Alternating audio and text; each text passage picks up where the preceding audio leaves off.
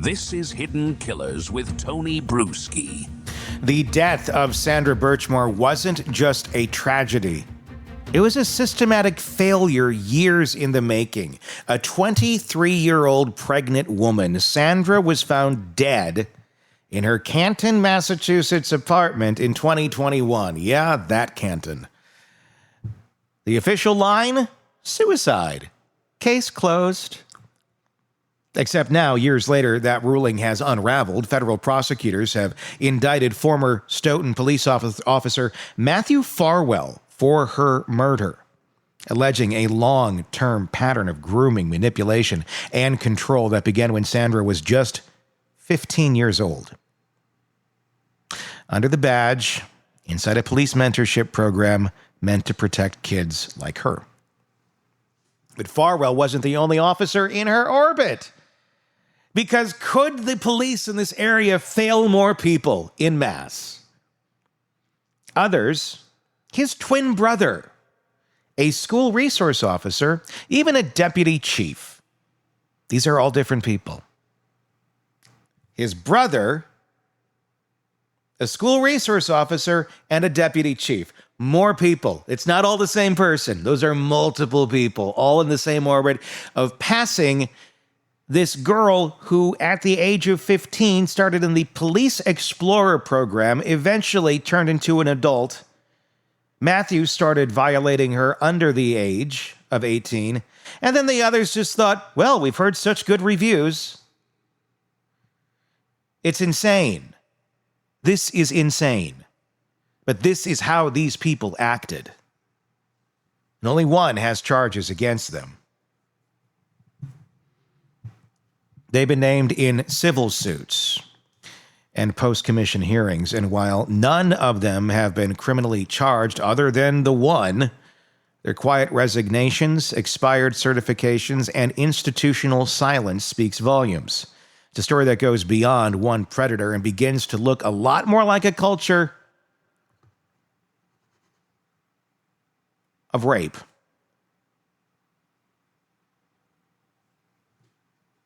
What's going on here? You get a young girl in an Explorer program, and I'm questioning all of this. Because from what we understand, the other three men who have had no charges against them, their physical connections with Sandra happened after 18. Farwell's is alleged to have happened younger. That's what makes that statutory rape. How did this all happen? A network of men who circled a vulnerable teen for years, knowing they could bend the law without ever breaking it outright, without anybody ever catching them, because they are the law, right? So what really happened here? How do predators weaponize institutions designed to protect? And why didn't anyone intervene when Sandra tried to speak up? And what does it say when multiple officers involved in one young girl's life all disappear quietly? No charges, no statements, no accountability. We're about to jump into an interview with Robin Dreeke. Before we do, though, I want you to do one thing for me. Please do hit subscribe wherever you're listening to this, if it's on the podcast platform. But I'd really like it if you went to our YouTube channel, Hidden Killers with Tony Brueski. Just search for that and comment on this story and let me know what you think. See, if you're out there in the podcast world right now, driving around later tonight, whenever, go over to our YouTube channel and let us hear your thoughts. And if you're there right now, please, fill it out. Let us know what your thoughts are, and let's have a conversation about this case. I'd really love if you can do that. So, to help us break all of this down, Robin Dreeke, retired FBI special agent, but he's not just a retired FBI special agent. He was the chief of the FBI's counterintelligence behavioral analysis program. Yeah. He brings decades of experience analyzing power dynamics, behavioral manipulation, and what happens when an entire system enables abuse. Ask him to help us understand the psychology at work, not just in the abuser, but in the culture that lets him operate so unchecked. So let's start here. When the people tasked with protecting the vulnerable become the ones exploiting them, how do you even begin to dismantle that? Yeah, I think it's a clear case, again, innocent until proven guilty of just using a position of power and authority to gratify his sexual needs. I think it's just purely that control, sex, and just abusing someone who's vulnerable. And they're using the platform of the Explorer program, which is a great idea, great concept, when it's executed well by healthy individuals that are going to be put in those places of authority to interact with youth who are at a critical stage of development in their lives. They're looking for stability. They're looking for safety. They're looking for structure. They're looking for a path forward in life, to do something exciting, do something of service. And this one individual destroyed that. Completely. It's one of those things where we're looking at this going, okay, Farwell is arrested. He's been charged. He's the one who we know had relations with her before she was 18, starting at 15. There's some other officers who have not been charged with anything because they allegedly, as far as we know, were having relations with her after she turned 18. So it was technically legal. But you look at the system, and these guys, a lot of them knew her well before that. You have a school resource officer being one of them. You have his brother being one of them. And God knows who else, who we don't know about, that was one of them. And they all kindly, not kindly, but silently just kind of, drifted off into the ether. One resigned. I think they both resigned from their positions and just kind of, or one of them also let their credentials lapse in terms of being renewed. And now they're just out there, not saying a word about it. Technically, what they did, as long as it was after they were 18 and it was consensual, was legal under the eyes of the law. But the creepy factor of this here is it seems like a lot of these guys were looking at her in this Explorer program when she was a child and then ended up going, obviously, much further when she became an adult. Is there, unless you can prove that they did anything with her under the age of 18, is there any recourse for this? Is there anything that these guys can be charged with? Or is it just it's kind of a sick thing? It's just a sick demonstration of behavior. There's always creepy guys out there that go after women that are far too young for them. But this one just has a different layer of darkness to it. Yeah, I don't know about the legal aspect of it, whether they can still go after him or not, especially if she's of legal age. I'm not thinking so. Mm-hmm. When you talk about that layer of creepiness too, I want to first caveat that the very vast majority of law enforcement doesn't do this. Sure. But there are cases. Matter of fact, I personally know of cases in law enforcement and in departments where, unfortunately, you have a very, very male-dominated environment, and they will prey on women, and they will. It sound crass. They'll pass them around sometimes. God. Where someone comes in with a reputation, whether it's another law enforcement officer themselves or someone affiliated with the department in some way and gets a reputation, and these creepy degenerates will pass these women around, and it's a cabal of unhealthy, crazy, narcissistic self-gratification behavior by everyone involved. They prey on someone who's vulnerable psychologically, and then they're going to just do these horrendous things. And I'm at a loss for words most times and thinking about how deplorable it is. Yeah. When the whispers started about Farwell's illicit relationship with Sandra, there was no internal investigation.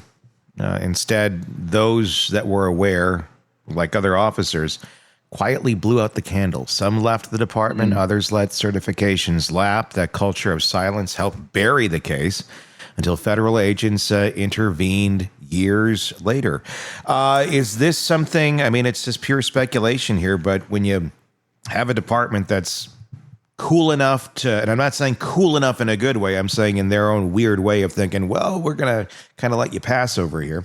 But they're, I guess, chill enough that they don't go and investigate this. They don't raise a red flag. They don't go, that none of this is okay. You can't just, disappear from this.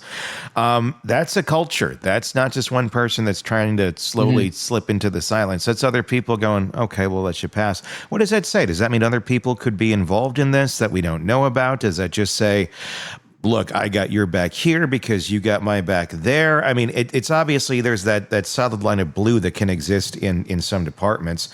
What do you think is happening here? I mean, this is a department. It's Canton PD. Again, we're back here. We're back in near Karen land.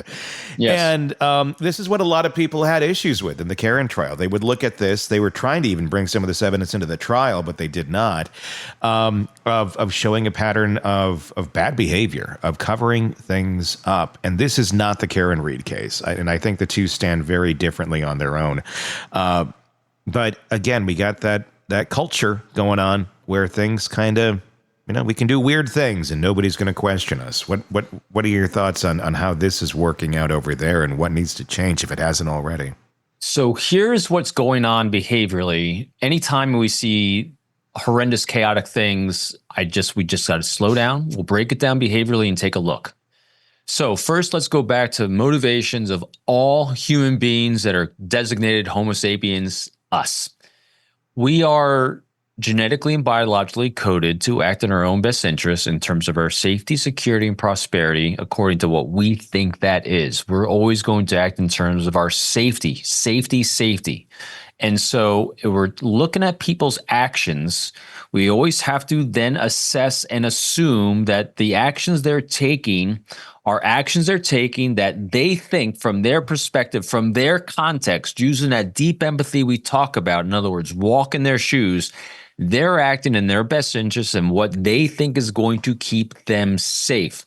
So when people are acting outside of the norms of standard human behavior and ethically and morally, that means that there's a lever of influence over them of fear, because people will act and take actions based on fear. So in situations like this, where people are doing these sorts of actions, getting away with these sorts of actions, and then moving away from, in these cases, like silently trying to resign and get out, there's at least one individual from a higher point that has a lever of fear over people that are going to speak out.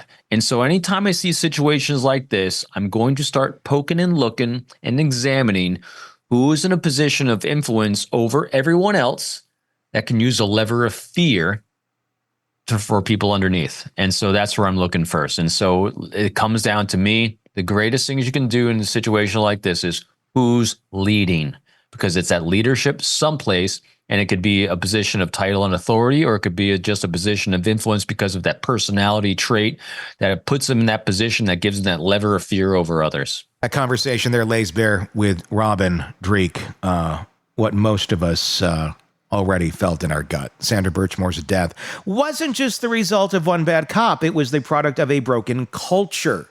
A culture where power shields the predator, where silence is rewarded, and where even after someone dies, the institutions responsible retreat into legal gray areas, quietly hoping it all just fades away. Nothing to see here, everybody.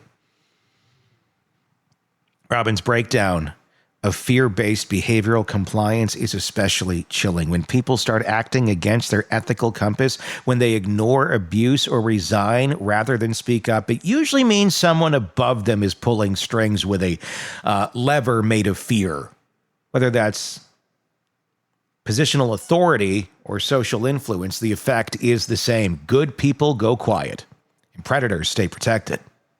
What Robin described about the psychology of those in charge created an ecosystem of fear and silence is the kind of analysis that hits harder than a court document, because it's not just about who committed the crime, it's about who allowed it to go unchallenged, who benefited from the silence, and who will keep doing it if systems aren't radically changed.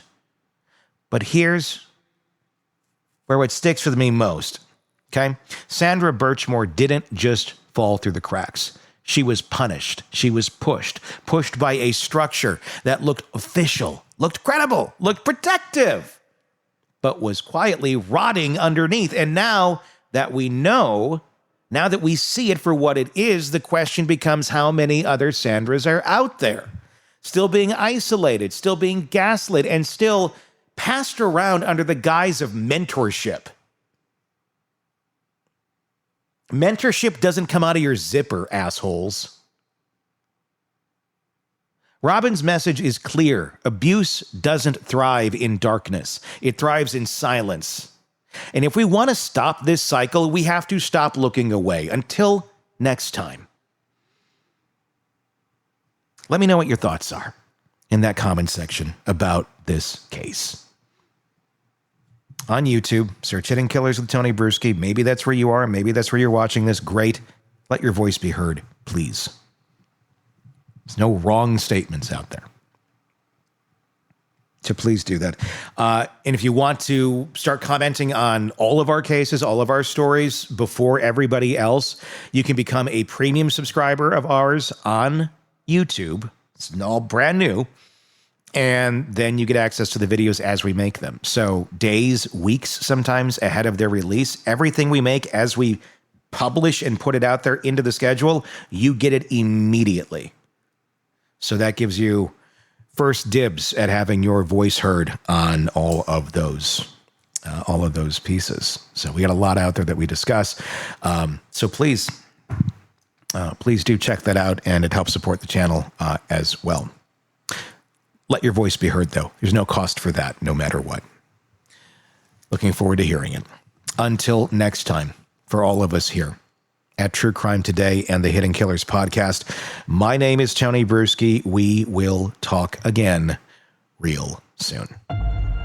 Want to stay on top of the latest true crime cases? Press subscribe now and never miss a breaking update from the Hidden Killers podcast and True Crime Today.